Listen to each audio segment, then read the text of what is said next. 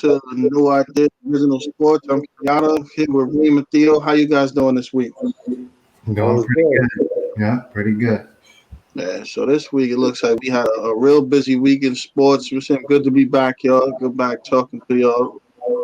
Yes, sir. I mean, just to start off with something. I mean, we had some notable people pass away in the last couple of weeks. Marvin Hagler and Elgin Baylor in particular. Something. I mean, two people that was were big in the community. Elgin Baylor did a lot for basketball. Marvin Hagler obviously was great for boxing, and we was in part of his career. I think after the Ray Leonard fight, it kind of took a different turn. I think he went to Italy for some years. Became like a big time actor in Italy and stuff, and ended up passing away in his home in I believe New Hampshire or something like that. Yeah, rest in peace. Like you said, I remember watching on tape, on VHS, VCR tape. I remember watching the Hagler and Leonard fights. Definitely a legend. Rest in peace to him and his family. Condolences to him and his family. Yeah, Marvin Hagler definitely a guy that was part of my upbringing, all-time great, regardless of the weight class. Fought many great fighters, Mustafa Hamsho, Lillard Fermo, Hagler, Hearns, Leonard, Duran, John Mugabe. So he fought the best of the best in their prime, And it's unfortunate that he lost at an early age. Kind of shocking still right now about it. 5 years old, tops. He was able to so, rest in peace to him and his family, man. And I think it's debatable, but I would say that he was probably one of the best rounds, if not the best round of boxing ever. Him and Hearns, that could go down as possibly the best round of boxing ever. Best rounds ever. Those are epic rounds. I mean, I remember my dad taking me to the on Florida Road, the circuit see that fight, man. Yeah. The whole theater was in an uproar. Me and my dad are Hearns fans, man. Wow.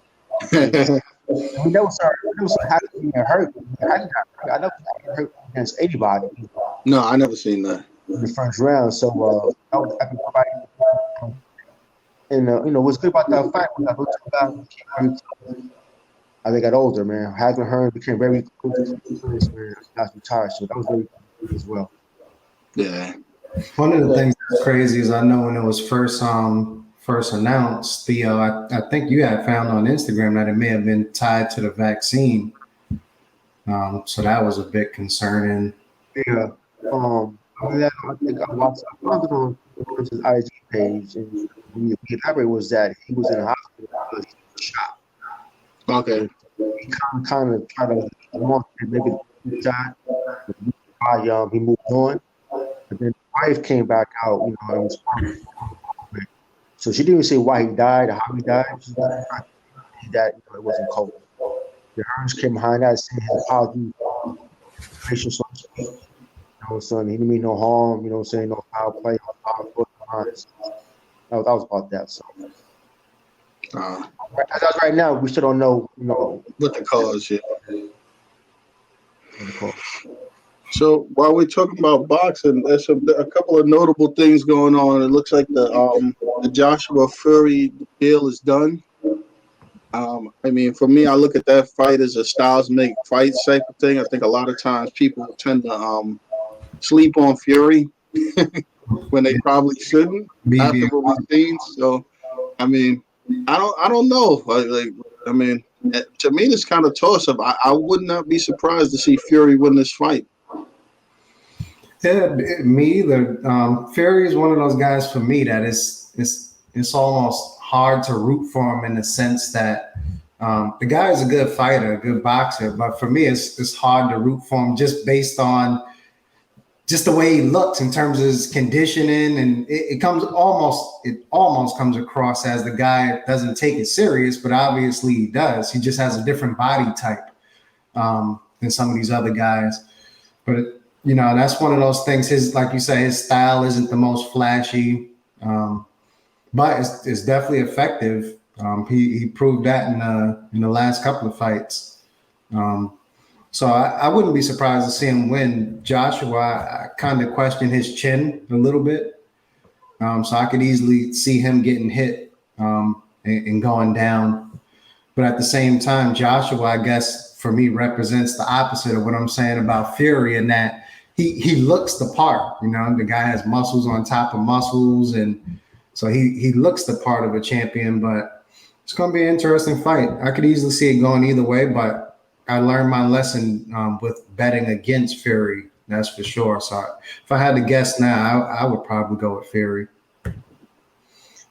Yeah, I'm glad fights happening. Boxing world needs this fight. You know, as a boxing fan myself, when I first noticed Fury, I kind of didn't really pay attention to his boxing skill. He was so big and tall, so you kind of like, you know, you should beat up Theo and Kareem and Kenyatta. You look how big you are, you know. Then as fight goes on, you start to, you know, have more awareness about his boxing skills. Fury has boxing skills. Yeah. Yeah. He's footwork. He's not you know, let's say reckless in the ring, so to speak. He got power. So I noticed his boxing skills as years went on. This fight here, I think Joshua has a good chance to beat him because you know, Joshua has better skills than Marcus. Is just Yeah. Yeah. Got no footwork. Well, Joshua has actual skills, footwork, regardless of his first fight against Ruiz. And me, I just as well, you know, last few fights, Ruiz, he's got footwork in his ring. I mean, in his corner, footwork and give him technique and before he teach him a little boxing game. His last fight, you know, when his footwork, he's got a technique. So I can see four influence in his guard now. So he won't need that fight in Fury. Like Reem said, I can see it going either way. A great fight for the community as well. This fight. So I'm also hearing De La Hoya may get back in the ring in July. That he's looking to get back in the ring. I mean, I could say I don't necessarily want to see it. So I mean, it might be a spectacle. I mean, he'll get out there. I doubt he'll put himself in any types of harm's way or fight anybody, even the older guy that could particularly possibly hurt him. I mean, I got a funny one for you. Darrell Coley seems to be taunting him on Instagram, trying to get a fight. So that'll be interesting. I mean, what do you guys think about De La Hoya getting back to the ring? Yeah, I think if I'm not mistaken, this will be De La Hoya's first fight in I think 13 years or something like that. Right. The first thing that came to mind was money, but then I'm like, man, De La Hoya, he should be loaded. You know, this guy made a lot of money inside and outside of the ring, so it can't be a money thing. So I'm questioning what's making him do it. I know it's through Triller, I believe, right? The production. So that's an interesting thing there. Maybe he worked out some type of deal with them, but I'm not really excited for it. It should be interesting to watch if it's free through Triller, but overall, I'm not really looking forward to it per se, but I'll probably watch it. Yeah, I have no interest in that fight whatsoever. Right now, he didn't even announce an opponent for that fight. No. May 3rd. So that right, this should tell you how serious he's trying to make this fight be, or how competitive I should say. Yeah. If I was the champ Cody, man, the man made 2 different videos. So he's definitely serious with this damn fight. We need to create a campaign for Corley, man, and have him get a second chance of beating De La Hoya. Yeah, I'd like to see that. That I'd like to see him get another shot at him. Yeah, that goes down, I'm with it. That's for sure. Yeah. So speaking of Kareem brought up Triller, we got another fight on the horizon, but Mike Tyson refuses to fight. I think it was Triller. He said he would never fight for those guys again. So supposedly we got Mike Tyson and Holyfield fight coming up.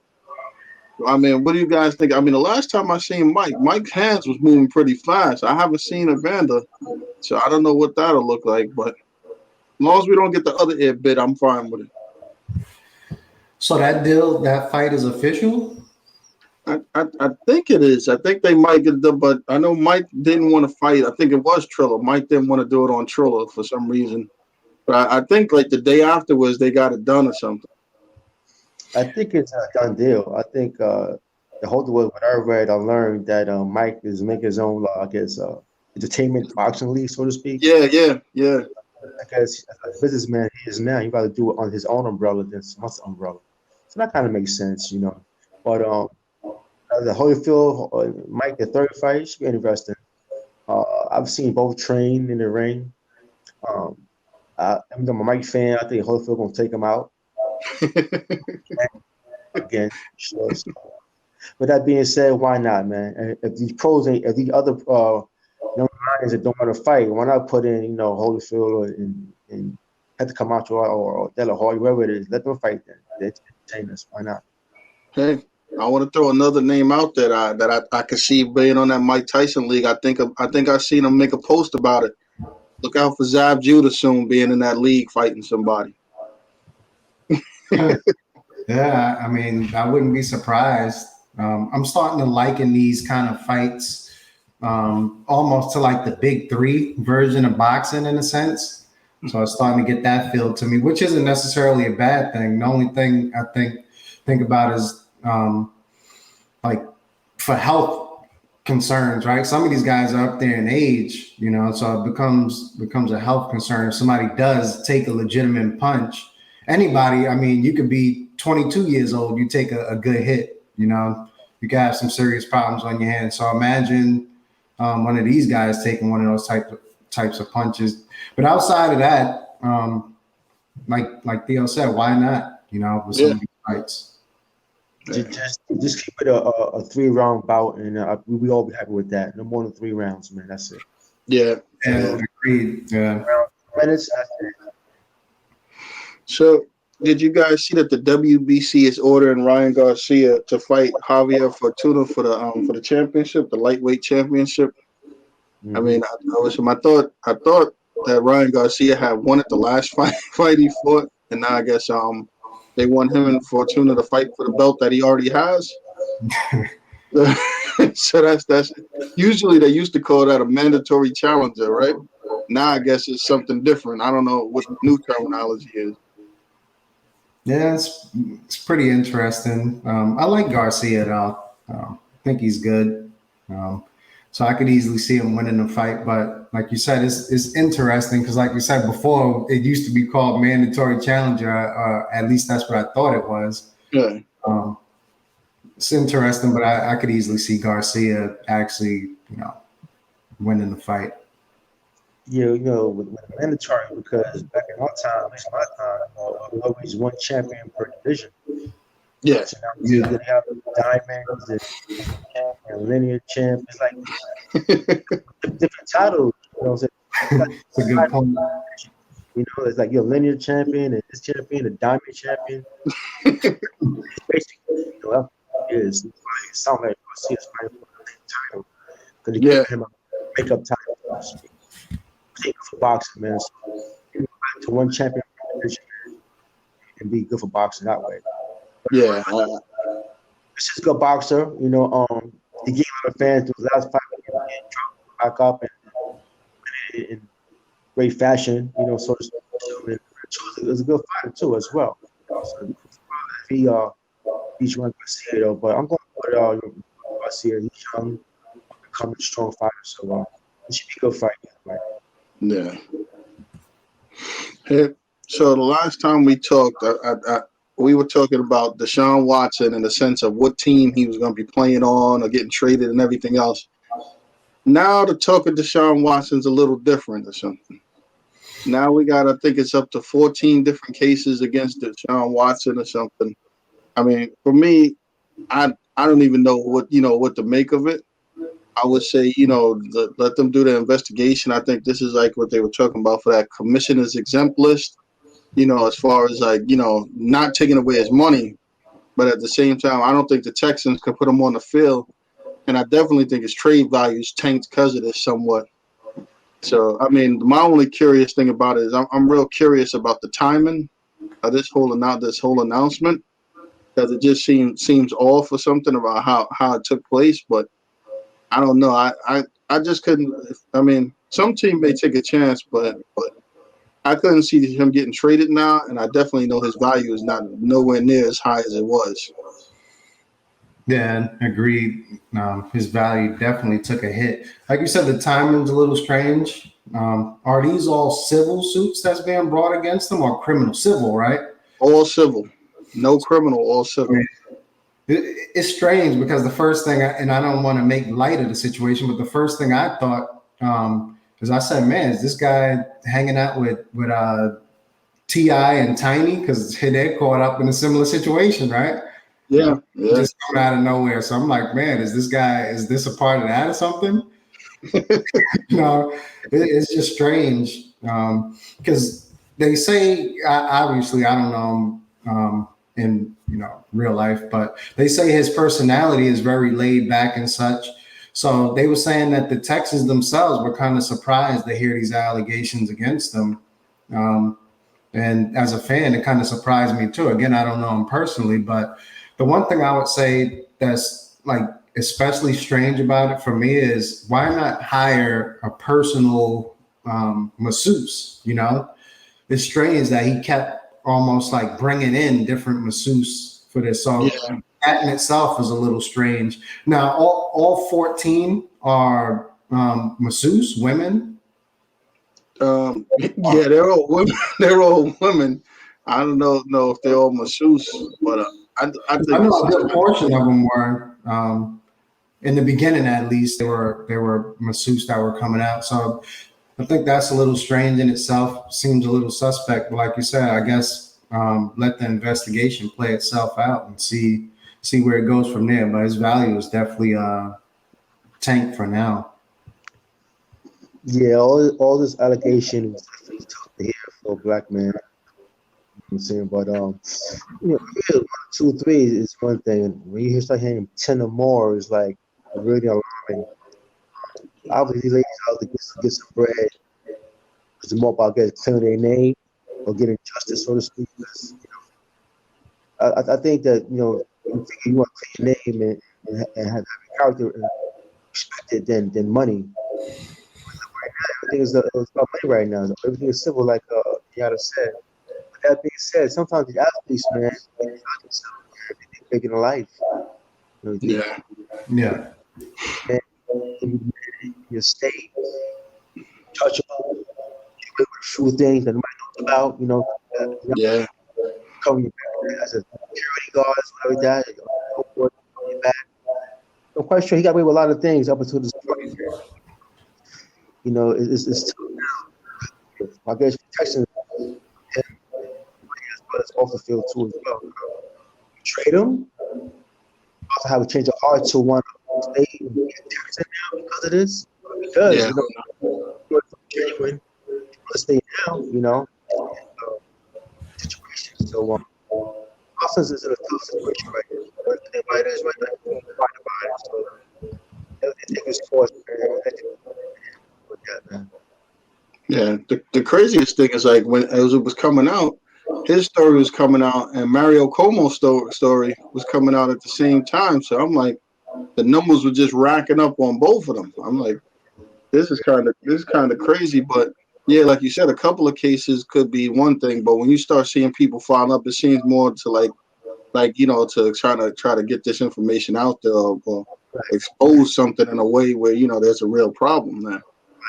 But and this is definitely the Me Too era. So all it takes is one, and then other people just come out, and rightfully so. If something was done against them, then they have the right to speak up about it. The only thing I always question in these cases are, and again, I'm not advocating for anybody to be arrested unless he really did something outlandish. But why only civil suits versus criminal? I always question that when I see the civil, and that means to me, is it just a money grab or because otherwise I would imagine if you feel that strongly about being violated, then you would want to pursue criminal as well. So that's always one of the things that I question when I see only the civil suits. I do. One of the things about the timing, I do think it's a legality issue as far as like, let's say Deshaun Watson gets traded. I think it's a little more difficult to get like a civil case or any criminal case in a state once a player or a person leaves the state. So it makes it a little more complicated. So they would have to bring him back and stuff, and things would definitely be dragged out a lot longer trying to bring a professional athlete that's say he's over in whatever state. He could easily say he couldn't make court cases because of this, he couldn't make this, so this whole process would be dragged out. So who knows? The fact that they might have said he's going to get traded or leave the state might have triggered some of this too. And I think I don't know about now that it's up to 14, but I know in the beginning, like all of the women were being represented by like the same lawyer too. So that's another thing. That lawyer he's gonna get his piece of the pie, so to speak, because he was representing a lot of them. And again, if Deshaun did something that he wasn't supposed to, then rightfully so. So just because he's an athlete, I'm certainly not advocating for him to get off by any means, assuming he's guilty.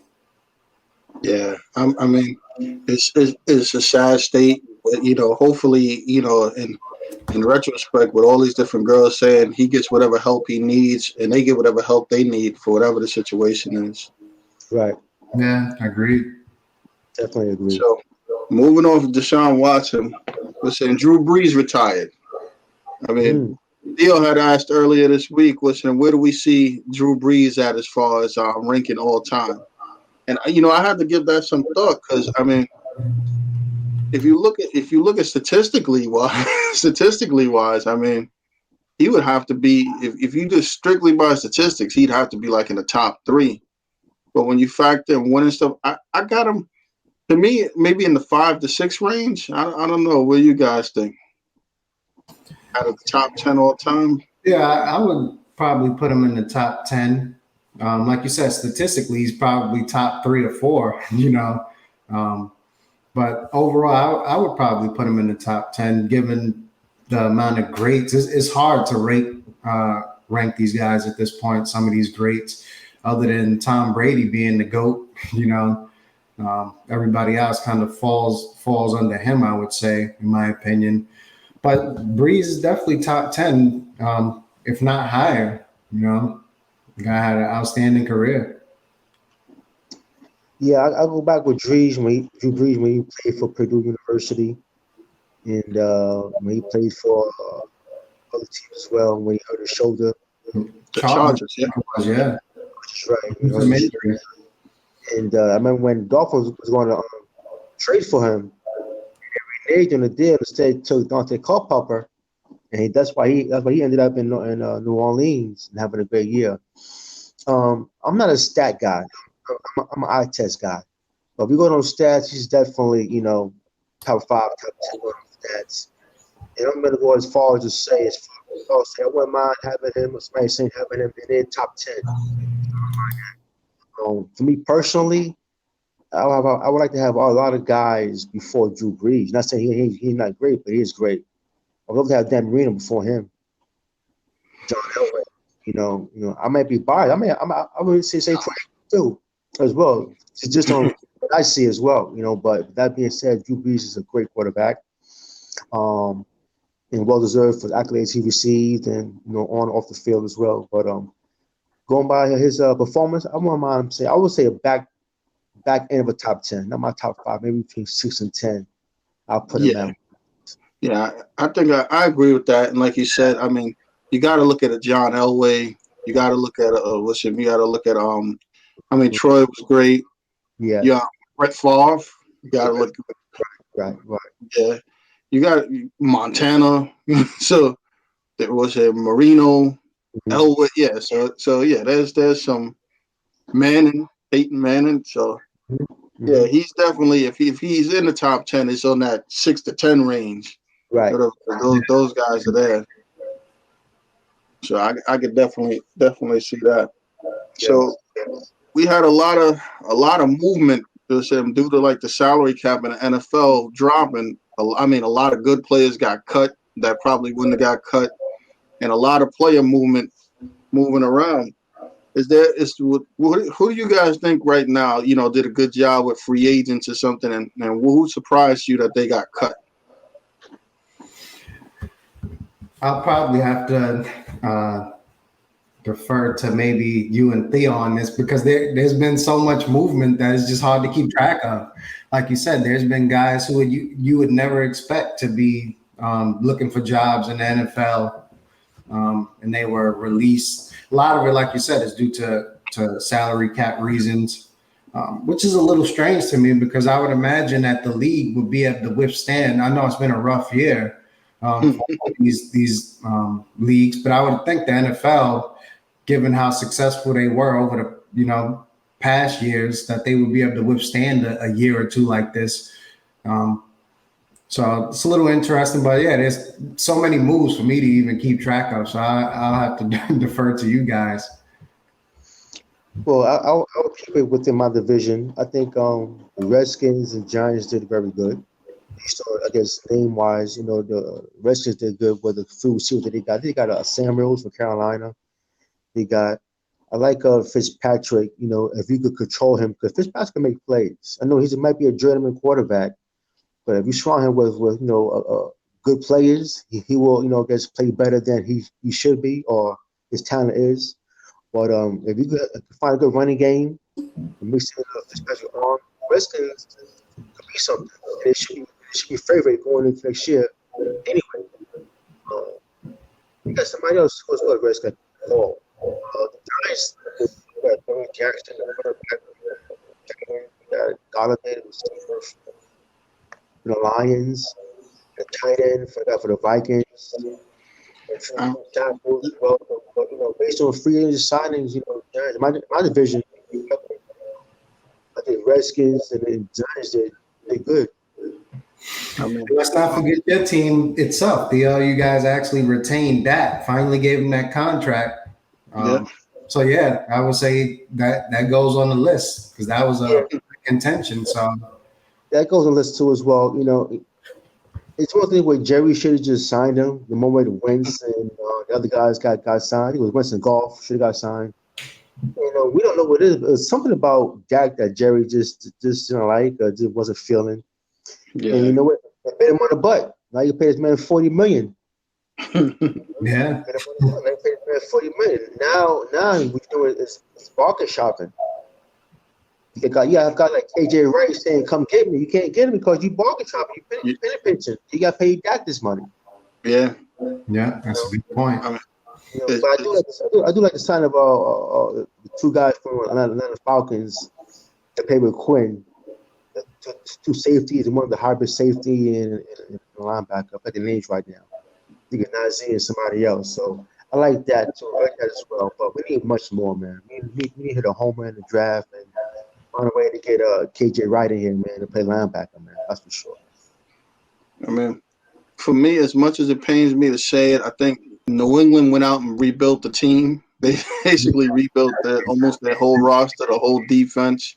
They added some offensive weapons. I think Aguilar and what's her name? I think Tyrell Williams, right? I think they'll make out to be. And they brought in Hunter Henry, so I think they went out and did some rebuilding. So I think that'll help. I think the Jets did fairly well. They still got a lot of holes to address or something. And this one's kind of a surprise. Not really a surprise. I think the Tampa Bay did well. They managed to bring back all of their free agents. Their whole team is intact. They didn't lose anybody. So that in itself is pretty good. You can win a Super Bowl and not lose anybody. So that's pretty good. Now for New England, who's the quarterback? Because I know there's rumors out there. They re-signed Cam Newton. They re-signed Cam Newton to an interesting deal. It's worth I think it's worth $10 million with $7 million guaranteed and a bunch of incentives.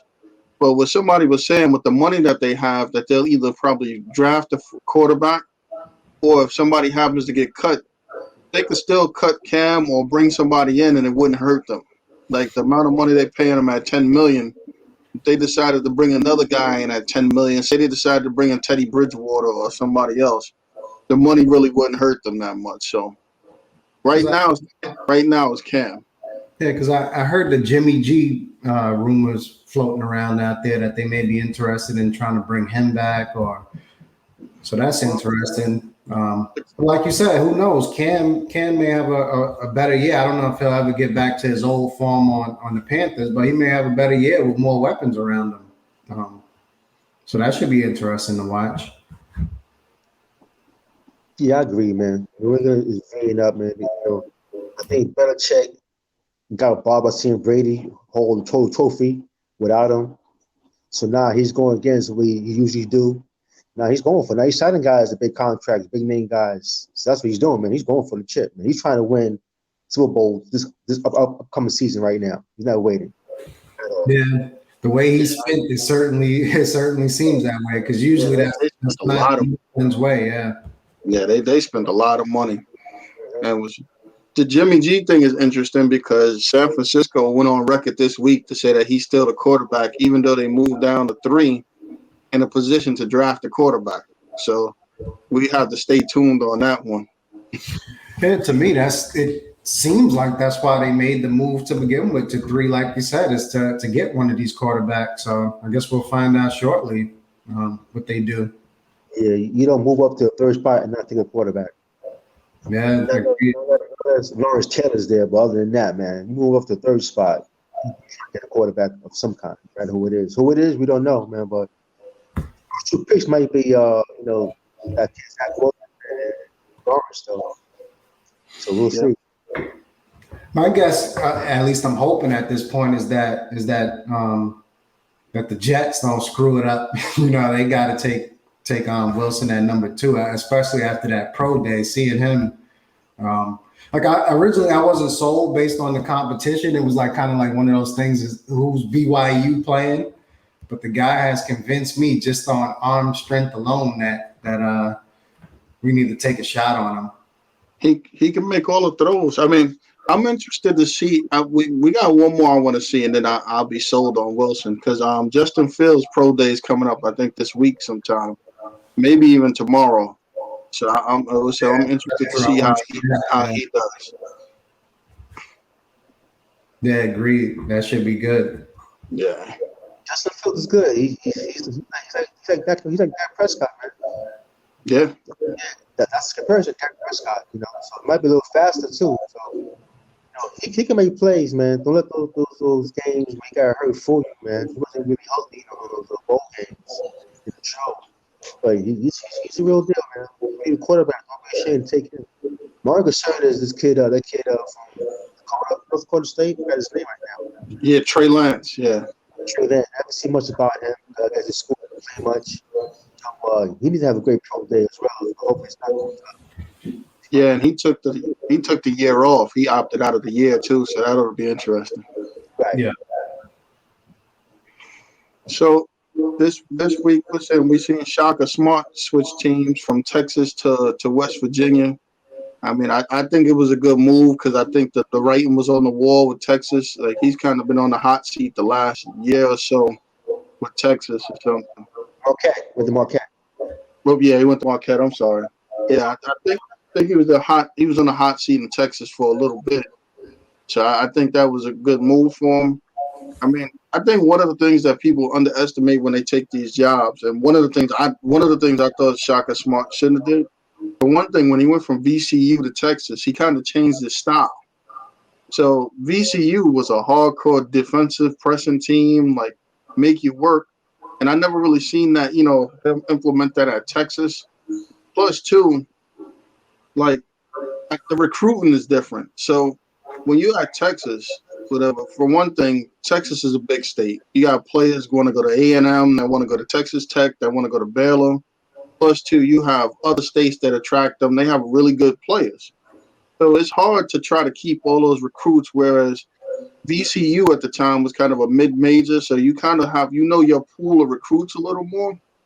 But if you're Texas and you're going up against, let's say, Kentucky, Duke, North Carolina, UCLA, Arizona, all these teams, it's harder to get those recruits in there unless it's some kind of draw or something. And I don't know if he ever connected with the alumni and different stuff like that, because for me, I probably would have had Kevin Durant coming down there, I would have had all these other guys coming back to try to help me recruit these guys. Because I was reading something today where even Kevin Durant said that he would like to see.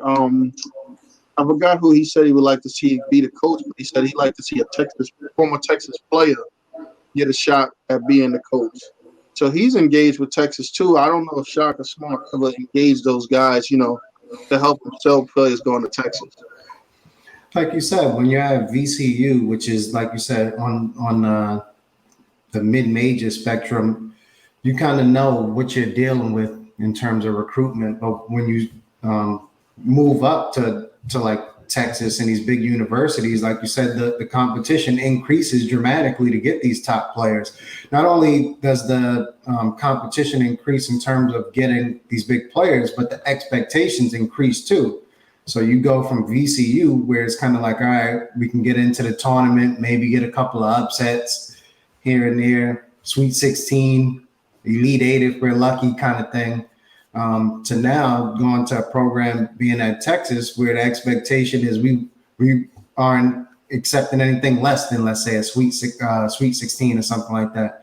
So I think that has a lot to do with it. Like I said, the writing was kind of on the wall for him. So I'm glad to see him get out of there just in time, so to speak, and get another decent job. Plus, I think based on Marquette's history, Marquette is another one of those teams. Their history is kind of like them being like a hard-nosed, defensive-minded type of team, I would say, more so than the up and down the court offensive type of team. So he's kind of going back to a school that plays into his strengths, so to speak. At least in the past, they did. So I think on paper, it seems like a good fit for him, I would say. Yeah, I never liked the Texas hiring. I'm going over there. I know it's a money bag. They got I guess facility and budget, so I get that. But he's not from that area, so it's kind of hard. And he has some chemistry, real rapport with AAU coaches and stuff like that. As well. It takes time. Texas University doesn't have no patience. Unlike Marquette. Yeah. So it takes you. Look at Leonard Hamilton, Florida State. It took him 7 years to make the tournament. Yep. Look at him now he's an automatic Sweet 16, Elite 8 every year and getting nuts. Yeah, that's a good point. Texas don't have that patience like that. No, they don't. So he was walking into a fire with what he wanted instant situation, instant success right away, and he wasn't allowed that. And when he was allowed that, it took him 4 or 5 years, probably now, because they were going to try to fire him after the third year. They did. Yeah. So one thing is weird that he got out before he got fired, find a job. Plus, he's from Wisconsin anyway, so that is great. And you know what? You're in the Big East. Marquette, the big time program. Big East is the Big East. You're in your hometown. You're well established. Kids like your style of play. You just run and gun. You got to worry about having 6'10" guy and 6'9" guy. You go back to your VCU days. So back to your own stopping grounds where you're familiar with everybody. You're familiar with A.A. Cooch, named Reem or Kenyatta or Theo, so to speak. You know what I'm saying? So it should be a good relationship between Marquette and Shaka Smart. Yeah, and Theo, I think you made a good point too. Like Texas is impatient. Like you said, Texas is impatient. They did the same thing with the football program too. Coach didn't perform. He was out after 3 years. So there's no long time frame. And I do think being a Wisconsin native and the only competition being like the University of Wisconsin for recruiting, he'll probably get the best players from there too. So that'll definitely help him out. One of the things we're seeing a lot of, and Theo brought this up, is this players entering the transfer portal. The transfer portal thing now is crazy. I mean, I look at it, for me, I look at it in two ways. I look at it in one way, it's a positive for what I say the mid-major kids. So a lot of these kids come out, and I think part of this is an indictment on college coaches' laziness and poor recruiting. So what I mean by that is you go out, right, you get a kid, and I'll give you a perfect example because I actually got a chance to meet a kid when my son was playing AAU. I got a chance to meet Mike Smith. Mike Smith was playing for Columbia University, and he was volunteering or working the summer doing like the table at AAU games. So I was talking to him. He's telling me he played at Columbia and everything. But when you look at it, my son got a chance to play against him, in college at Columbia. When you look at him, he's averaging 22 points or so, and 7 assists playing in the Ivy League, right? Mike Smith went out and graduated in 3 years, put his name in the portal, and then now he's a starting point guard for the University of Michigan. So did they just completely miss on the talent evaluation? Because the guy went from playing Ivy League to being a starter. He didn't go to sit there and be the 12th man on the bench. Right. So if you look at the talent evaluation, like some of these guys you see on Loyola Chicago, let's say, right? That Williamson kid, he would be crazy not to put his name in the portal. Because he'll probably go from playing for Loyola Chicago to starting for North Carolina next year. Like, and it's one of those things, like, even if you look at Shaka Smart, just using him for example, you're going to have a lot of mid-major kids and a lot of kids that came up that's going to be putting their name in the portal. Some other kid I was reading about, he put his name in the draft, but he put his name in the portal too. So he's getting evaluated for the draft. All he basically knows is that he's not going back to the school where he came from, that he's not going there. So for people in the smaller schools, it helps. Now, for guys who made these huge decisions where they tried to chase the one and done and all that other stuff, it's a little different. Like, I'll give you a perfect example. The guy in UCLA, Johnny Juzang. Johnny Juzang was a good player either way, but he went to Kentucky and he was another guy on the team. So when he went there, his role was to be the spot up shooter and stuff like that. And with him, that just wasn't what he wanted to do. COVID came and he decided to go home. Now in UCLA, we see a lot more of his game and stuff like that. And as local area products, we can point to a guy like Emmanuel Quigley for that. You didn't get to see all the stuff he could do on Kentucky, because when you play for a school like Kentucky, it's tough to evaluate those guys individually, because he's got to try to meld everybody into positions to do what he needs them to do at the time. Yeah. So those guys transferring is different. But as far as all these guys just throwing their names in there, what's the consequence for making a bad decision? Is it that you're moving up because you feel like you belong on the next level? Is it that you just don't like it here? Or is it that you're not playing?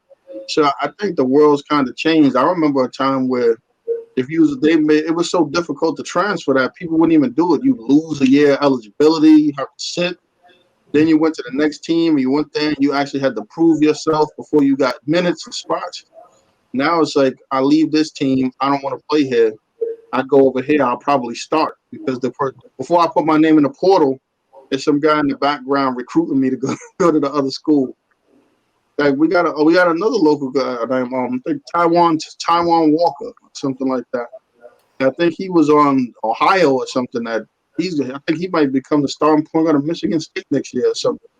But I think it's some misses.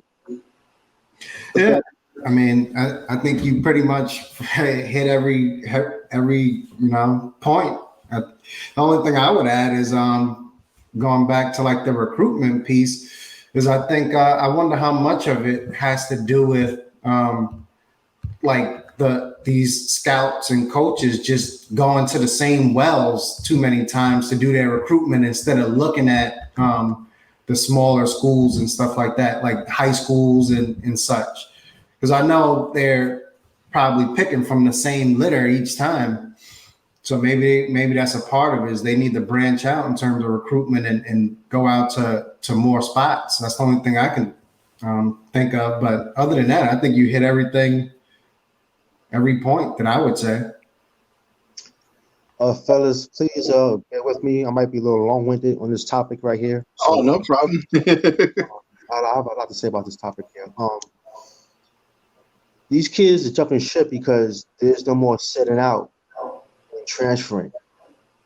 And I don't blame them, because a lot of these coaches could get a new job and leave you high and dry. They recruit you to come play, then they get a new job, more money. Now you stuck at wherever you at because you came in because of the coach. And that guy wants his kids, yeah. Yeah, so now so you come in your first year, you get playing time, but then the coach going to wherever he's going to, you got more money, this and that. So you're like, damn, I came in for you, coach. You know what I'm saying? So that also comes to play as far as like these guys can play immediately As far as the talent level, it's really across the board. Man. You just gotta find hidden gems, man. That's what it is. You just stop recruiting these 5-star, so-called 5-star, 4-star guys. Yeah, that's it. 5-star guys was really 2, 3-star guys. You gotta go out there to deep in Ohio, deep in South Carolina, and find these kids, man. Stop recruiting these 5-star kids against Duke, Kentucky, Michigan State. Find a 3-star kid who compete just as good as that 5-star kid that Duke is recruiting, so to speak. You know what? You're right. It's it's like this. You remember with him because with him you're a little older. And I'm a little closer to your age or something. You remember when college coaches would show up at the high school games? Of course. They don't do that anymore. College coaches don't. They're all I'm sorry. top 20 AAU teams. That's it. I remember being in. I went to event in high school, and I remember we had a player that Jim Boeheim was recruiting. He didn't sound with Syracuse. I forgot his name. He didn't have his grades at the time. So I was there, and I said, Jim Boeheim? We thought I was doing Georgetown immediately. Back when we was pretty good, Yeah. About Boeheim though, man, he let me rib him a little bit. He just got me, stuff like that. Have a great day, man. I said, okay, somebody. But that being said, you're right. I remember seeing Calipari coming to Banner High School and recruiting a Shimo Evans. Yeah. From Kentucky. Mm-hmm. I remember going to gyms, seeing these coaches from other states coming to New York to recruit a Jerry McCullough to Pitt. Yeah. Guys on or whatever it is. Ain't got that no more. You know what I'm saying? So Yada, you're right on that aspect. I also want to say too as well, these players are built different now. Social media, players so ambition to get to college. We have people who told it was nice. At the same time, we had seen my people who told us we ain't nice. These kids don't really have to know more. No. Just people across the board. You nice, Yada. You nice, really worry about it. Where a homeboy like me, I don't pay for it, but you're really nice. You go pro, you go to Georgetown, or you work on this. Yeah. Humble. So these kids not humble no more. No. Yeah, that's a good point. What it is. They go to these schools, it doesn't work out. Now you transferring in first year. But that being said, we'll let you guys talk. You guys know my man from Georgetown transferred too. Wahab, our center. He did? Yo, listen, he transferred 2 days after we lost to Colorado. Add on to that, a lot of these kids have it good. You want to transfer. Yeah. Wahab is the starting center for Georgetown, being trained by Pat Ewing. Of people, you a throwback big man playing a big man. And you want to leave. It's the offense going through you, and you still leaving. So I like that. So what is it? I mean, trying to bag. It's my something, man. You know what? I will tell you. For one thing, I look at it this way: the coaches are only looking on the Nike, YBL, Under Armour, Adidas circuits. Those top circuits where the kids are. That's the main places they're looking. Then when you look at it, like some of these kids, I mean, like they come in and they're pampered. Like I'm gonna get back into coaching. I haven't coached maybe in about 5 or 6 years, but even when I was coaching kids, like doing AAU and doing I coached in school. You had kids that was like 17 years old that thought you were supposed to pamper them or cater to them or something. So, I mean, I was kind of an old school coach. Listen, if I ask you to do X and you don't do X, you're gonna come sit next to me. Whereas nowadays, coaches got when you was out there, you had to play both ends of the court. So if you wasn't checking nobody, then I got to sit you down. Nowadays, it's kids that they don't have to play defense. Well, I don't play defense. That's not my thing. I don't take charges. You got a whole list of stuff you don't do. I don't dive. I don't hustle. All I do, I shoot. I'm a shooter. I'm a scorer. You none of that stuff. You think you that until some kid get out there and embarrass you, and all of a sudden it's everybody else's fault. But you look at it. You got to look at it, the coaches too or something. There used to be a team was composed of a whole team. You in high school when I was there, they played 8, 9 kids. Listen, and dudes actually came now. Realistically, it's 3 kids and a bunch of subordinates. Right. Yeah, 3 kids and a bunch of kids out there to support those 3 kids. You better get this kid the ball. You better get him the ball. You better do this. And that's it. It's not like and now you transport that to the higher level. You got these 3 kids who've been pampered in high school and all the way through, whatever. And now you take those 3 kids and you move them to college and stuff. And now you got them with Ewan. Ewan's an NBA Hall of Famer. This ain't no dude, no guy that don't know nothing about it, who never played, that learned how to play basketball from a book. Right. He don't give a damn what this kid's telling him. Like, yo, yeah, you know, I like to do this. Well, you know what, dude? Guess what? When you can get all of this stuff down, then we could talk about what you like to do. But for right now, I'm going to tell you how it's going to go. And a lot of these kids can't handle that. They want to be told, it's all right, you know. Next time you put Ewan probably turned to that kid and told him, next time you put that ball below your waist, you sitting on this damn bench. And that kid curled up and went and sat at the end of the bench. And that's how kids are now. Fundamentally sound. I watch some of these games and they're like, you know, don't get me wrong. From a talent aspect and athleticism, it's a lot of talent. Like, you got a lot of kids that's extremely talented. They got a lot of athleticism. But everybody at a point, and this is what you learn from playing, everybody at a point has the same level of certain things. When you get to a certain level, a lot of dudes is athletic. A lot of dudes can handle the ball. There's a lot of shooters. But what we don't have is a lot of people playing ball from here to here anymore. Yeah, it's a good point. Basketball IQs are probably at an all-time low.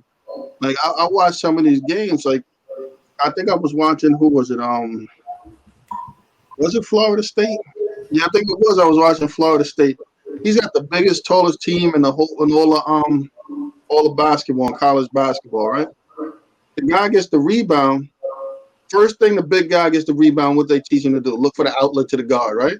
This dude starts dribbling. He's not even looking up. He's looking at the floor and throws the ball to the other team. I'm like, dude, you shouldn't even be playing. How are you on a college scholarship? You don't know how to throw an outlet pass or dribble with your head up, and you were amazing. We watching you trying to go to the Elite Eight. It's terrible. You missed out on what people learned in the 8U, and you go into the Elite Eight. That's the problem. As we're sitting here having this conversation, one of the things I'm thinking about is Damian Lillard and CJ McCollum. Those guys went to they were examples of good recruitment, right? Because they plucked from Weber State in Lehigh, right? Lehigh, yep. So Portland did their homework. And you think about it, that goes back to what we were saying about certain schools only looking for 5-star recruits and stuff like that. Whereas in another guy who we can't forget as part of this conversation is Steph Curry himself, right? Yeah. Hardly had any. That's how he ended up at Davidson. Hardly had any scholarship offers. Ended up having to take a scholarship from Davidson. So I think these schools, they need to get away from only focusing in on certain, like you said, AAU circuits and do their homework a little more. Yeah, player rankings and stuff. I mean, think about it, how many, as much as the NBA teams did their homework and did the right thing, think about how many college coaches failed. Right. We missed on Steph, Lillard, and McCollum, so we missed on 3 of probably the top 15 guards in the NBA. Mm-hmm. Says yeah. Hey, King, I'm gonna ask you a question too, and Reed, you can chime in too if you know anything about this. I'm gonna ask you particular. This pertains to my big man who left my team, Georgetown, and I did my research. I actually had interactions with his guardian / handler. Okay. This is what our conversation consisted of. So I told him what I felt. He's a big man. He's a traditional big man playing in a non-traditional era. Mm-hmm. He's playing for a big-time program, big-time conference, a coach that just came for NBA for 15 years. So he could coach guards or big men. He knows what he's doing. And you can see, you can see his development through Pat. So I said, so why is he transferring? What are you telling him to make him transfer? Because I know it's you. You are his handler. You are his guardian. Yeah. You came up with a tweet saying something about losing. You should lose when you lose your 5 best players. You got 9 brand new players. You should be having a losing season. And part of that as well is that Wahab is on the court while losing, while playing the whole game. Have the offense go through him while taking all the shots. So I'm confused. Why is he leaving? But next year we'll be we have the 5th class in the nation.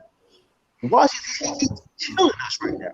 And The plus, only reason to add to that, I got one for you. The only places I could see him going, I would tell you this: the only way he's leaving, and it sounds crazy, he has to have had a promise from Duke, North Carolina, Kentucky, maybe UCLA or Arizona. It had to be like one of these, like the top 10 blue chip schools in the country. That's the only reason, because other than that, it makes no sense. But I wouldn't be surprised, like you said, like you said it perfectly with the handler and stuff. There's a lot of things that could be going on, because a lot of these guys into the transfer portal, they already have an idea of where what type of teams may be interested in them and stuff like that. Like, you're not gonna just enter the transfer portal. Because think of it this way: let's say you're Ewing, right? Once you enter that transfer portal, I got to start planning for you not being there, right? yeah. So you think that you're going to enter the transfer portal, not get to where you're going to go, and then come back, Right. and everything's going to be cool? That's it. Nah, you in the transfer portal, as far as I'm concerned, you're gone. Yeah, you're gone. So unless you have some kind of thought process or some kind of possible guarantees or something, what will make you do it? Right. He ain't going to enter the transfer portal to go from Georgetown to a lesser team. Right. I've actually seen Twitter replies from the university that said, listen, we hate Georgetown, but leaving makes no sense. That's how bad this is. No, it makes and saying this decision makes no sense. That's how bad it is. You know what it is? You got some guy that doesn't know talent. You told me what he was. That so I seen him play. He's an old school type of center. There's somebody out there right now that's telling him that I could change your game and put you in the league. That's what it is. Somebody's telling him that by going here, it'll get you close to the league. Whoever that is obviously doesn't know, because if you look at the NBA, it's really hard to get a traditional type of center guy in the NBA, whatever, unless he's going to turn around and turn into Jokic or something. then he's got a shot. But at the end of the day, I think Patrick Ewing's blessing will count more than some of this other stuff. So you think about it, Georgetown, if you're a traditional center, like you said, unless you're going to completely change your game around, if you're a conventional center, what better place to be than Georgetown, who's known for building centers, right? Yeah. Lonzo Mourning, Ewing, you go down. You go down the line, that's what they do. That's what Georgetown does. So if you're a traditional center, that's probably where you want to be. That's your best shot at making the league, I would say. Hey, Reem, I'm going to end this so we can move on. Because I'm going to talk about it. I can go all day with this. But Ewing is a coach that believes in a traditional center. Yeah. One of the last one. Right, the last one who believes in a big man quarterback center is Ewing. Who else? Well, maybe Roy Williams, maybe. But who else? Roy Williams. Plus, Ewing himself went through that transformation of his game. I'm gonna give you one name, a guy that I would have loved to see get to be around Ewing more as a Georgetown player, homegrown. If Jesse Govin, remember him? That's my dude, man. I got a picture with him on my phone right now. What? I got a picture of Jesse Govin. Me and Jesse, my son, together on my phone. Picture with him. Yeah, man. Jesse would have got to play more with Ewing and that type of stuff. I think he would have been better off. Yep. I agree. Yeah, we had 1 year, 2 years. I think it was 1.5. 1.5. Yep. 1.5. Right. Yeah. We had 4 years without question. Yep. And he could shoot too, Govan. I'm like, Wahab, you can't shoot on jump shot anywhere. You nope. Post in the post, the hook shot, top step. But this guy's shooting 2 and 3s playing in the center position right now. So Listen, man. God bless him, man. He's moving on, man. We'll be all right. We'll find somebody. All right. So moving from college, let's move to the NBA where we got a whole bunch of craziness going on. The rich are getting richer. And we got all types. I mean, I gotta say, man, the Nets getting Blake Griffin, and then the Nets turn around getting LaMarcus Aldridge. I mean, to me, you know what? It sounds crazy, but to me, it seems like a slap in the face to the league. Like it's a slap in the face to the rules of the league. And you know what? You know what I blame this on? You're gonna laugh. I blame this on legacy, because remember, right now we all know that certain players were better than other players. Just that the reason we say they better is because they won championships. So, in 5 years from now, or 10 years now, after Blake Griffin and LaMarcus Aldridge possibly, I'm not going to give it to them, but possibly win a championship, is anybody going to remember that they played on a team like this? No. They'll just remember that LaMarcus Aldridge was a champion, right? So he'll go down as a champion. It'll boost his legacy up or something because he was a champion. When we know, and it's this whole legacy thing or something. Like, yeah, LaMarcus Aldridge said it, but he went there because it gave him a better chance. He was going to go to Miami, but he's like, wait a minute. I'm going to get the same money either place, and I get a better chance to win a championship here, and they're going to give me more minutes. I also think it's like, let's say using the Nets as the example. If I'm an old school Nets fan, I don't know if I want the championship this way. You know, if I'm back in the Jason Kidd, Kerry Kittles, and Kenyon Martin, like I don't know if I want to win this way where we're just piling on players. I almost think it's a little cheap. Not so much for the players themselves, because of course, as an organization, you do what you have to do to try to put yourself in the best position to win. So I don't blame the organization, but as a fan, does this one have an asterisk next to it?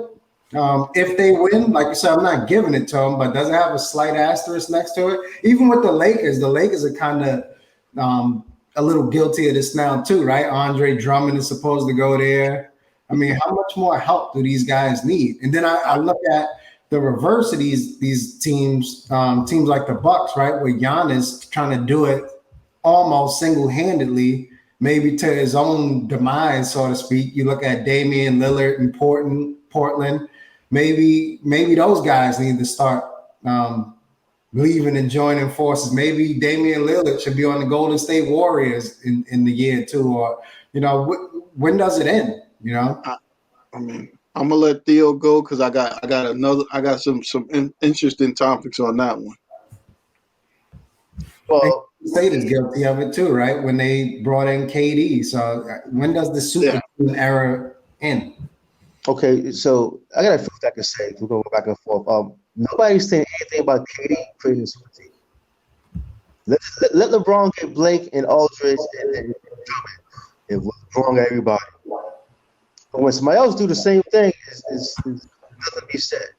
Now, I've seen Drummond play. I mean, Aldridge play. I think Aldridge is washed.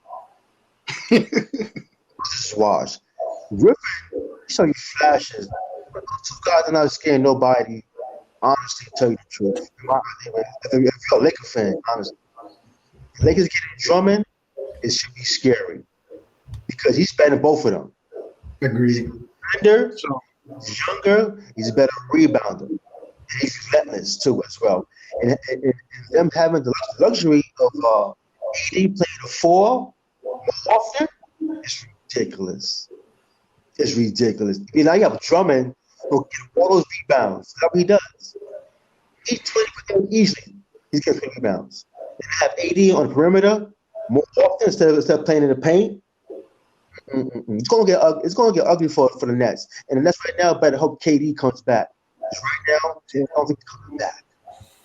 So I got something for you. The reason it falls back on LeBron is because he started it. I don't ever remember Magic, Jordan, and Bird getting together talking about we want to play together. That's LeBron who started it. So because he started it, he's the owner of it. So they make him the owner. Yeah. He started it. He did start because his legacy was on the line. Well, I will. Yeah, that legacy thing is a big word, but even that, nobody appreciated him. he would have went down. He would have still. The problem is this, right? And you're right. They wouldn't appreciate him with the rings. To me, right? I remember Gilbert Arenas saying something interesting. It wasn't popular, but he was right. Gilbert Arenas one time had a chance. I think he had a chance to go to one team that was like a playoff team, or go to some other Wizards and sign back or something for that big contract, right? And somebody was like, "You can go over here and win rings, right?" And he said, "With $200 million, I could make the best championship ring ever." So what happens is you go out and you try to get this legacy thing or whatever. That's LeBron chasing Jordan. And I will tell you this, right? Last time I checked, Jordan was 6-0. It's 100%. So going out winning 30% of championships or 40% is not going to get you Mike. Be you. That's the only thing I can say to LeBron. Now, as far as the teams, yeah, Drummond is definitely the more impactful signing or whatever. But those other guys don't have to play those minutes. You talking about LaMarcus Aldridge, yeah, for 30 minutes is terrible. LaMarcus Aldridge for 17 minutes is different. Because he ain't going to play that much. DeAndre Jordan. Plus, too, it's one of those things where I think I would tell you this. I'm gonna give you one. If the Nets go out there and start winning every single game, you said Anthony Davis, you need to be worried about whether LeBron is going to suit up. Because I don't. To me, I hate to say it. I mean, it's a character thing. If LeBron thinks he's going to go out there and get swept, he will be out for the rest of the season. He will not play. He will not play in that championship. Go out there and allow himself to be swept by KD. That's not going to happen. Either that or Anthony Davis is going to sit out or something, because he'll be ripping apart the Lakers or leaving. He'll be playing with Kawhi and Paul George next year, so something on the Clippers. Or they're going to make a trade for Giannis or something. But the sad thing. So you guys actually think that the Nets can make the finals without KD? Yeah, you know what's sad? I didn't think they could, and then I looked at it.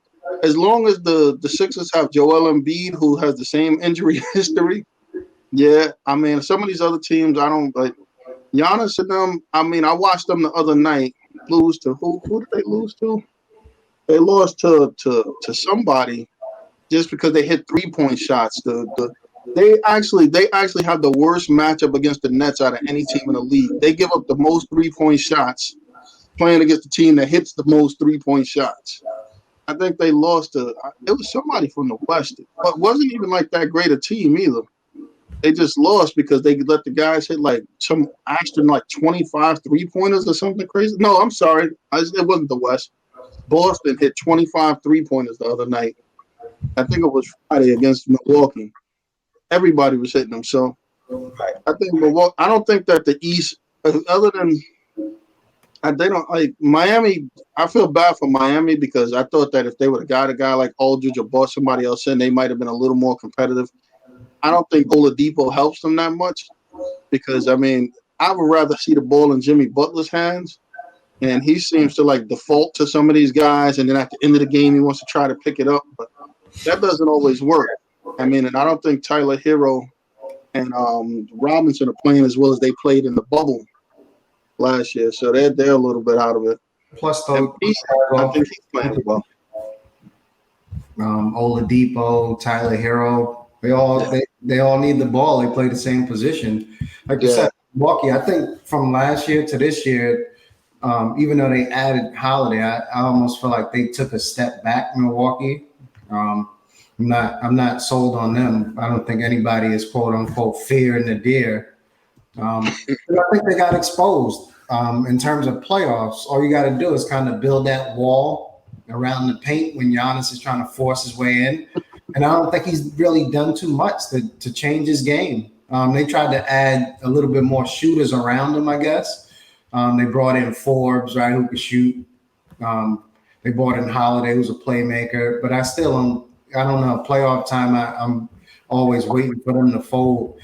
I think as long as Harden stays healthy, and almost the way he's playing right now, as long as Harden stays healthy, he'll carry that team to the finals, I think.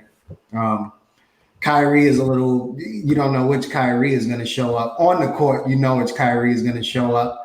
But off the court, you don't know whether he's going to be on another I need a break or whatever the case may be. But if he focuses in, I think they'll be okay in terms of making the finals with or without KD. I don't want to pencil them in like as a guarantee, but there's a strong chance they'll be in there. I would say.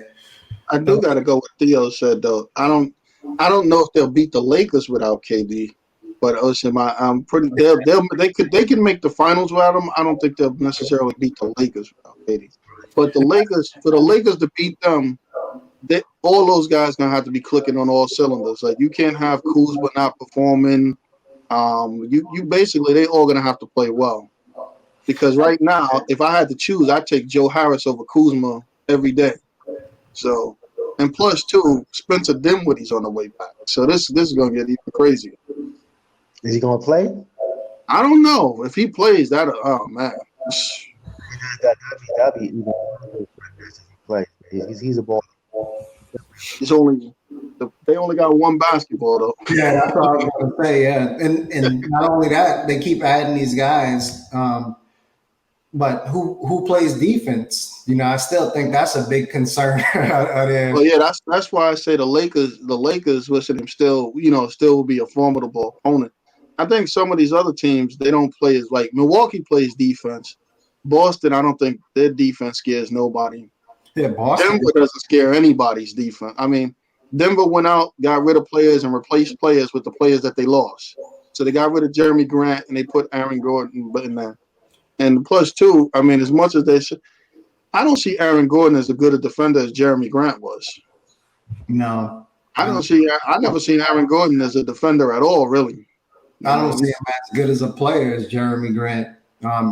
Maybe more jumping ability, if that's what they're, basing it off. But outside of that, but the thing is with Jeremy Grant is we probably wouldn't have been making those statements until he left that Denver team and showed what we could do. Now I think he's up for the running probably as most improved player. Or there's a couple of guys up there with him, Randall, I would say, but.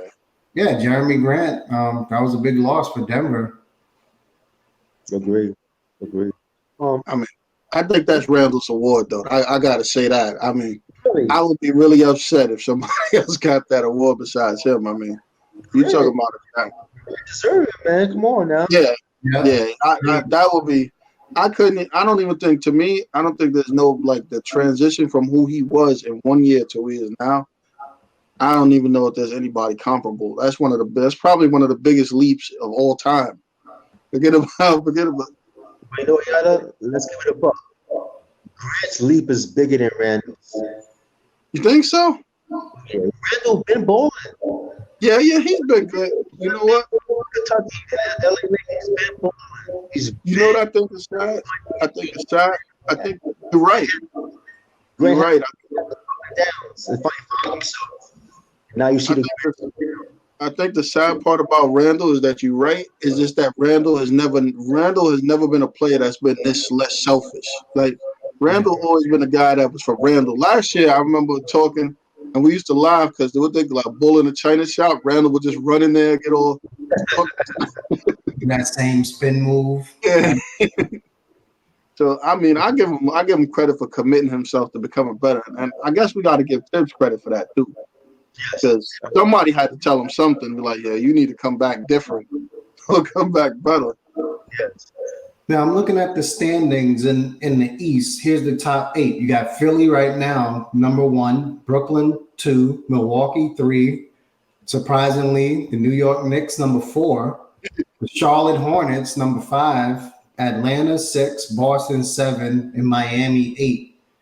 So that's an interesting 8, I would say, because we're used to seeing Indiana in there. They're usually like a tough out for certain teams. Indiana, they're on the bubble. They're number 9. They may sneak in. Then you have Chicago, Toronto. Those are teams who are also usually in there and tough outs for teams. But it's going to be an interesting playoffs this year, I would say, especially in the East, because there's a lot of new teams that haven't been in the playoffs in a long time, and those teams are hungry. So I wouldn't I wouldn't go counting some of those teams out, because some of those teams just getting in there are going to be looking to make a statement. Sure. So, I mean, I look at the same thing. You look at the West. The West is kind of like, I mean, with the Lakers injuries, so they're dropping a little bit. They're in fourth, but I mean, I don't think anybody could have thought the Utah Jazz and Phoenix Suns would be 1 and 2. Yeah. And then you got the Clippers, the Lakers, who we probably would have thought would have been 1 and 2, whoever it is. You got Denver, who's in 5. Portland and Denver basically tied for 5 and 6. San Antonio and Dallas. And you got outside looking in Memphis, Golden State, and Sacramento. They're all pretty much around the same thing. Now, are they doing something different this year? Because I thought I heard something that they're doing with like the top 10 teams or something, with almost like a play-in seed or something strange like that. The teams 7 and 8 have to play 9 and 10 to play in for those last 2 seeds. So the only guaranteed is 1 through 6. And that's a single game elimination or a little short single game? Yeah. Yeah, so that's a little interesting this year. Yeah, it makes it interesting. It raises the stakes a little bit, but it's almost to some degree disheartening because granted, at least for now, in the East is jumbled up in terms of the records. But imagine like some of the teams in the West, sometimes there's that big disparity between the 7th seed, let's say, and the 10th seed in terms of wins and losses. And now your whole playoffs, if you're the 7th seed over there, depends on, whether you win that single game or not to get in. It adds some excitement as fans, but it's a bit crazy for some of those teams. If I'm the 7th seed and I got to play somebody just to get in to maintain my playoff spot, it's a bit crazy as an organization. So, right now in the West, it would be a little scary for teams. So let's say you got San Antonio and Dallas that would have to play Memphis and Golden State. So San Antonio will play Golden State and Dallas will play Memphis.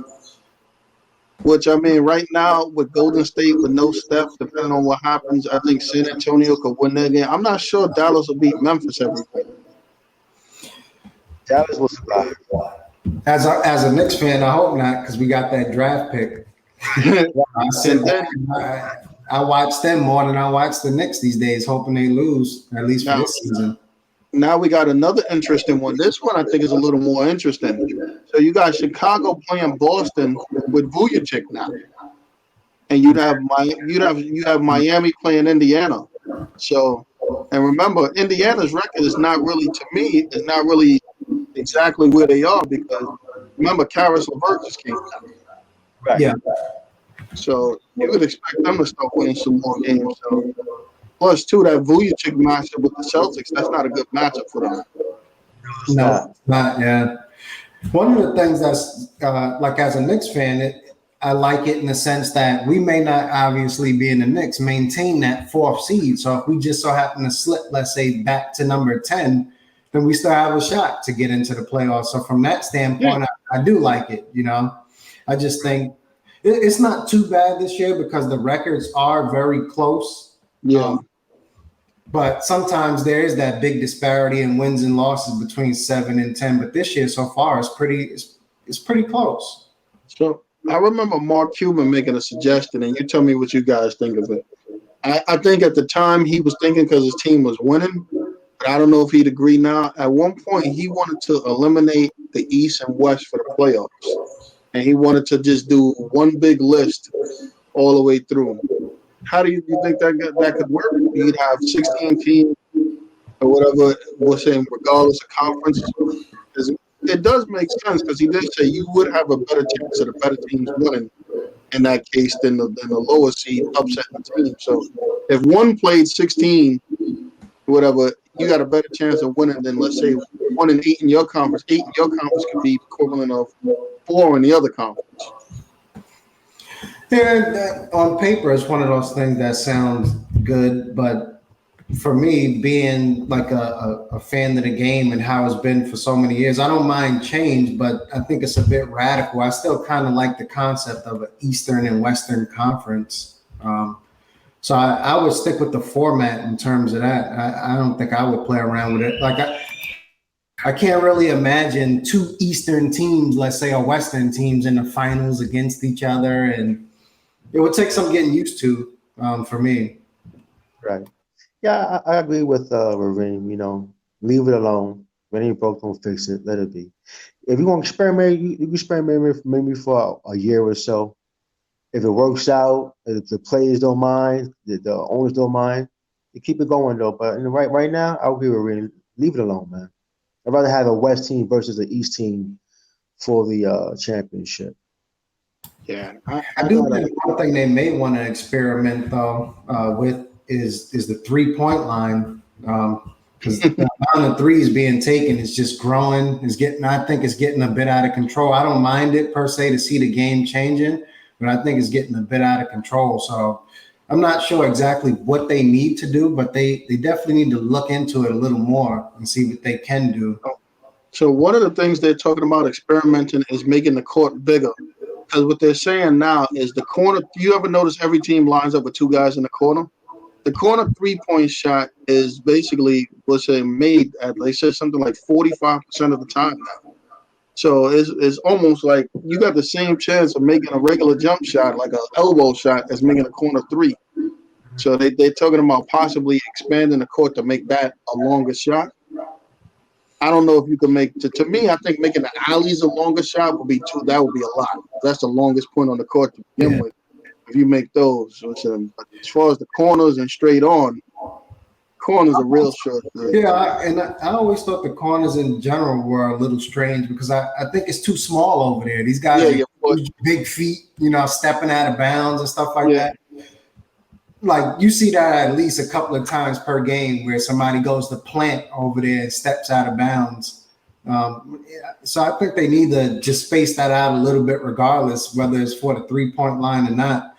Another thing I think they need to do is probably move that stanchion back a little too, because too many guys. We already years ago seen the Paul George thing where he hit the stanchion and broke his leg, but you see quite a few guys banging into that stanchion or coming close, what appears to be close to pulling another Paul George. I think these guys are big, they're fast, stronger. I think they need to move that stanchion back. That's just my personal take. That's another change they need to look into. Yeah, I agree with that stanchion. That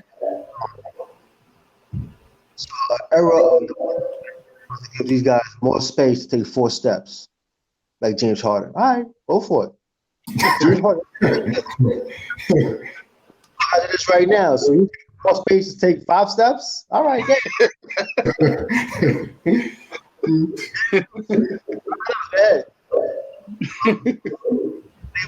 to leave alone. NBA needs some young kid for the next 5-10 years who's a traditional big man and bring back the post presence of NBA basketball. That's it.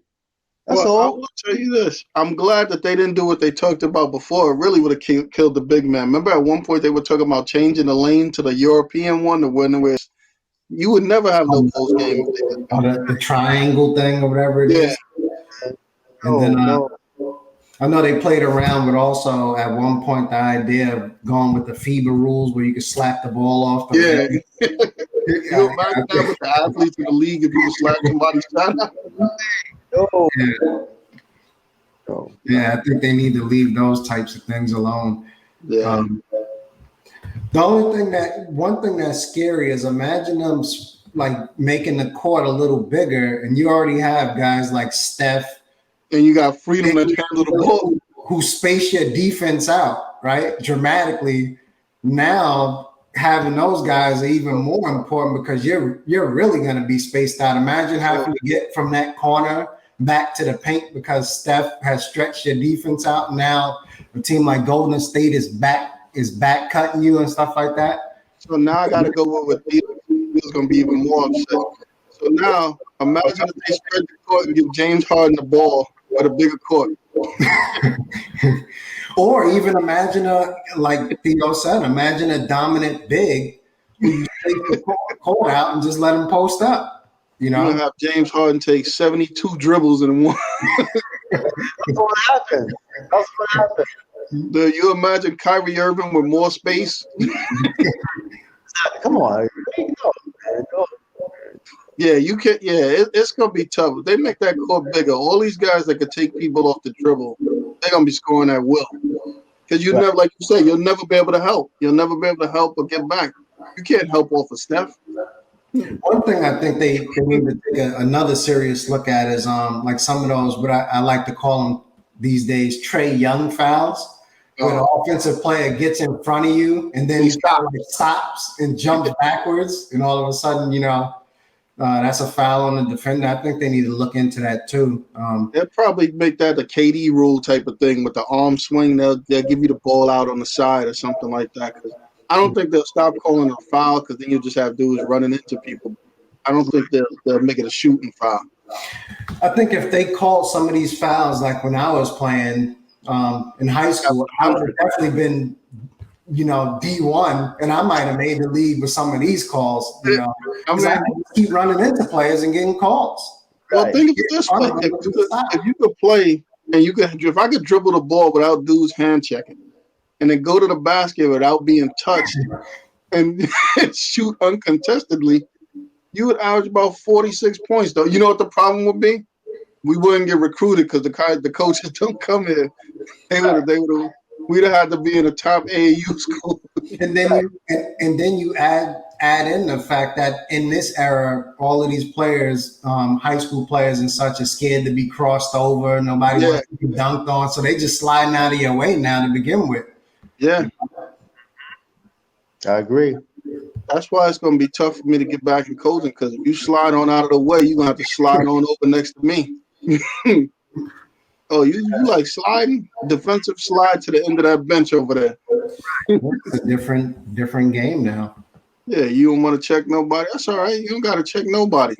Everybody on this bench right here, y'all don't have to check nobody. Just sit down, watch the game. I think one of the guys who kind of like he was mostly known for that in high school, and unfortunately he's out for the rest of the season. We'll get to it. Is LaMelo Ball, right? If you remember LaMelo Ball in high school, he barely ran past half court on the defensive end. I remember that game he scored 100 points or whatever it is. Yeah, he never crossed half court. He never crossed half court. So, and that's the era we're in now. But unfortunately, he's out for the season, or at least what appears to be for the season, right? I know there's been some speculation that he may be back sooner. I hope they aren't trying to rush him back because they're in the playoffs right now. But hopefully he gets back to being himself. I had him as rookie of the year. Another thing that's strange about that is, and I think Tyrese Halliburton made a point where he was saying once LaMelo went down, people started tagging him in posts and stuff like that, like saying he's rookie of the year or whatever the case may be. And he was saying that it almost seemed like people were, like some of the fans were excited that LaMelo Ball went down. And I know some of the controversy that popped up surrounding it was D'Angelo Russell, like a day after LaMelo went down, he tweeted out something about Anthony Edwards being rookie of the year now or something along those lines. So I know there's some controversy there, but I hope LaMelo gets back. Definitely exciting young player, and I love watching him. Yeah. While we're on the topic of defense, we had a crazy statement made this week. Draymond Green saying he's the best defensive player in NBA history. I mean, there's tons of people that would argue that or something. I mean, I wonder if he said that to Scottie Pippen, or asked Scottie Pippen or Joe Dumars or Ben Wallace or any of these people, Gary Payton, if he's the best defensive player. What made it strange for me, like him saying that, and he is a good defender, but he said this on the heels of almost having his leg dislocated by Christian Woods. Yeah. You seen that play where Christian Woods hit him with the little crossover, and you can't make that statement.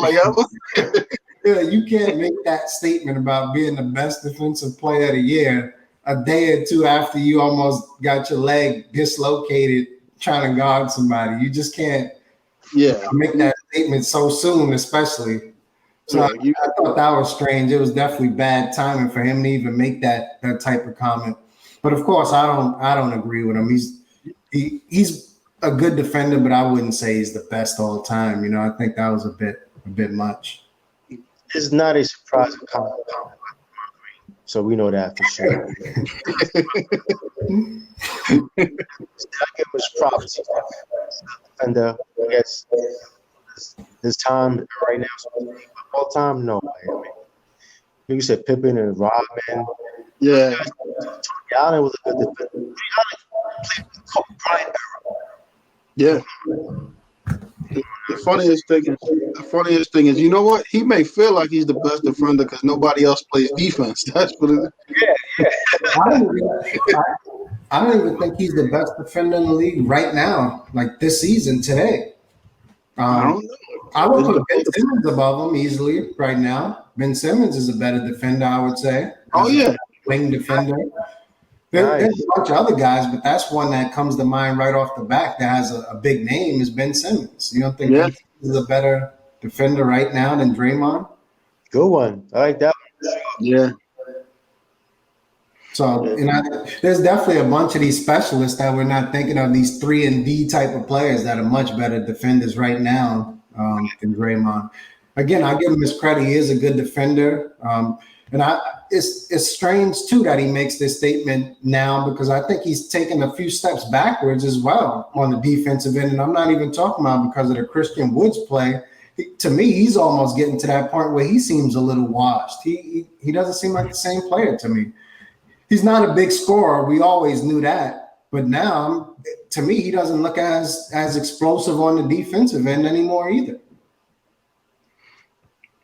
He might have came back from injury too early or something, or he might just be trying to get out there because I think, I mean, to me, I don't know why he's trying to do that because making it, like we were talking about a couple of minutes ago, making it to the 10th seed and playing to try to get into the champ, that's not going to help Golden State at all. They don't need that. Golden State, they really be better off not making the playoffs, getting some quality bench player, a higher draft pick and a quality bench player, and making sure that Klay Thompson come back healthy. Yeah. I mean, before the injuries, I would argue that Klay Thompson was the best defender on Golden State. Before the injuries, I don't know how he's going to come back now, but I would say he was a better defender than Draymond. Yeah. Which is why he was guarding all of the top wing players from every team. He had the toughest assignments every night. Mm-hmm. Yeah, that's true. We've seen Draymond try to guard. You know what it is? I think a lot of times with defense, too, is that you got to figure, like, if you take a guy that usually scores 16 and holds him to 14, that sounds good. But there's certain guys, like, I've never seen Draymond do anything to make that Kawhi Leonard even looked at like he was even standing there. So the guys that are like the forwards, like, I don't think – what does Draymond Green do when he plays against LeBron or KD or these other guys? Whereas you have those other guys like Klay Thompson. I seen Klay Thompson put Paul George in misery out there. So, that's what I'm saying. Draymond is not on those guys. What I will say is Draymond is and he still is pretty good at it. He's a great help defender. Yeah. Like if one of his guys gets beat off the dribble, then Draymond is great at covering up that paint. He'll come over. And he's an energy guy. He puts a lot of effort into it, especially in an era where guys aren't playing much defense. So I do think he's a good defender. I just think he went a little overboard by saying the greatest defender of all time. But like Theo said, is Draymond, so I'm not surprised. Yeah.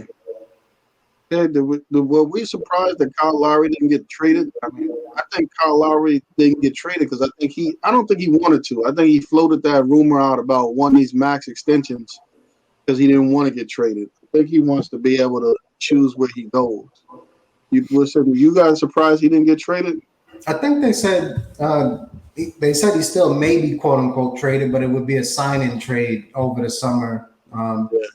One of the interesting rumors that was out there, and of course, I don't know how close it came to a deal being done, but supposedly the Lakers deal sounded pretty good to me in terms of getting KCP and and Dennis Schroeder. Granted, Schroeder's a free agent at the end of the year, but so is Lowry. But I may have taken that deal if I'm Toronto, and it was a legitimate deal. But supposedly they were pushing for Horton Tucker to be in the deal as well, which I mean, it sounds good, but I think a haul for Lowry of Schroeder, where you bring him in and get to evaluate him to see if you want to extend him, and KCP is a good haul for Lowry, considering he has the potential to be gone for nothing, you know? Yeah. So that's one that kind of surprised me. If he was going to go anywhere, I think that Lakers deal should have been made, assuming it was a real deal that was out there. Yeah. The media want Lowry to be traded. How about that? The media want Lowry to be traded. But like Reem said, for Lowry at this point in his career, Toronto blew that deal. It's too much. I think it's too much for Kyle Lowry. I think Schroeder's better. Is Schroeder a better defender than Kyle Lowry right now? In his career? At this stage, they're about the same. But I mean, and I don't see what Kyle Lowry brings either, because usually you say you got championship experience and leadership, but you got LeBron, and I mean you need more championship experience than LeBron. Right. Toronto blew the deal, so I think Toronto thought about it. They probably didn't really want to trade him. They prefer to trade him, like we said, trade somewhere. So he was still play. So I got a question. What happened to Marc Gasol? Isn't he on the Lakers? We sit there talking about picking up big men. Where is he? That's a good point. Listen in action. injured and unproductive. We're gonna take and get a missing sign. Somebody, if you see Marc Gasol, please bring him back to the Lakers. He's injured, unproductive. Yeah, that's a good point. I kind of forgot all about him. You know, all this Drummond talk and everything else. They brought in Marc Gasol as the starter, in the off season, because he was supposedly thinking about retirement and going back overseas. Yeah. How they ended up with him, and now he's on the back of a milk carton. You don't hear from him.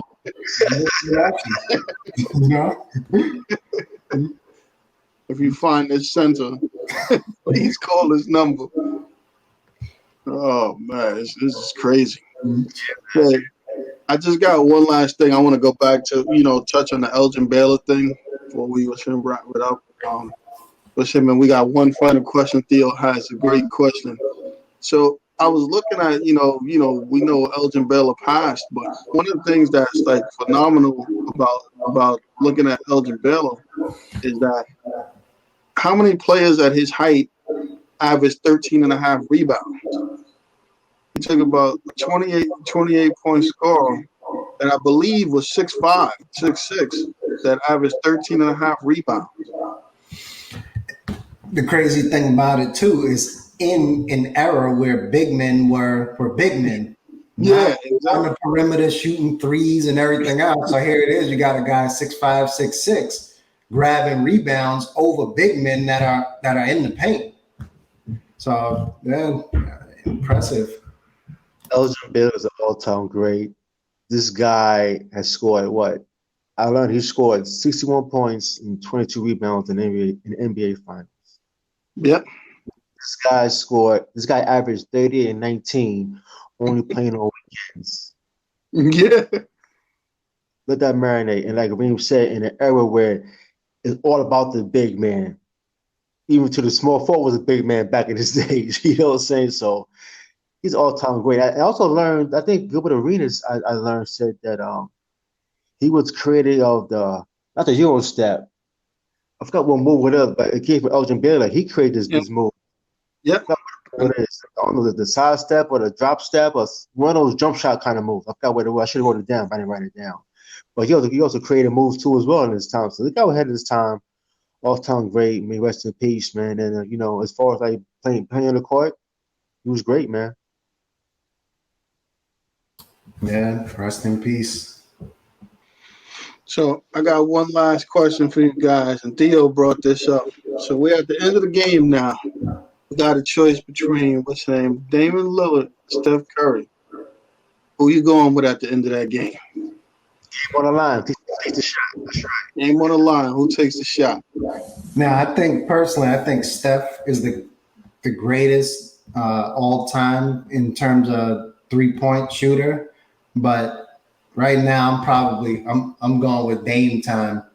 You know, the guy is just, not to say Steph doesn't, because I've seen Steph hit some huge shots too, but Dame has that clutch gene, man. I got to go with Dame time. Yeah, Curry the best shooter ever.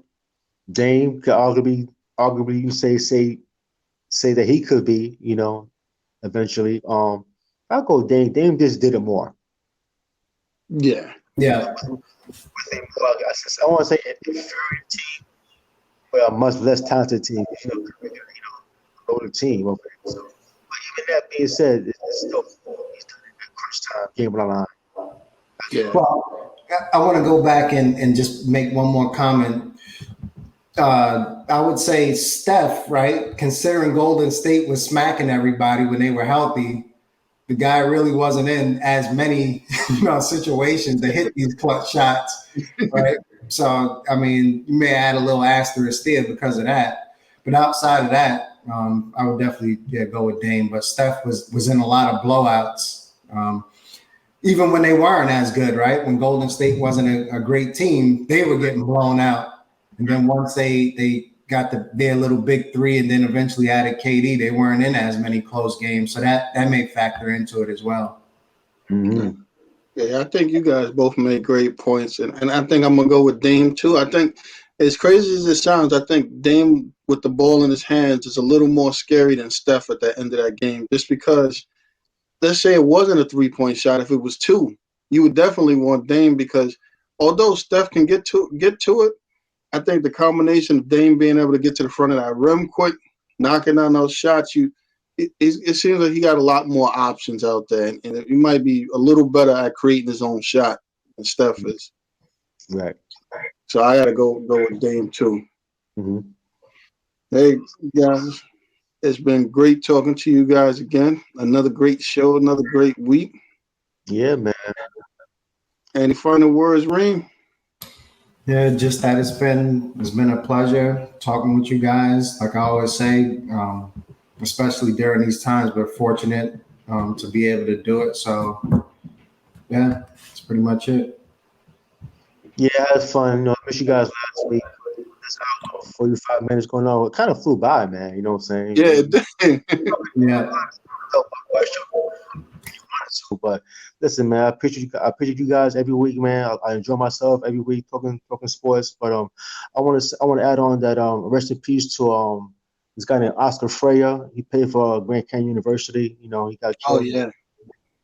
So rest in peace to him and his family, and Grand Canyon University, man. There's always something going on. There's always a tragedy every week, man, going on in sports. Yeah. Yeah, unfortunately, yeah. So rest in peace to his family and school university as well, man. Yeah.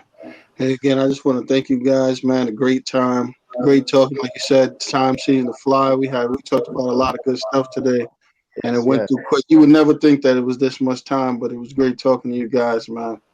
Right. Yeah, man. It was another great show, man. You guys have a great night. Appreciate you. Enjoy it. Yes.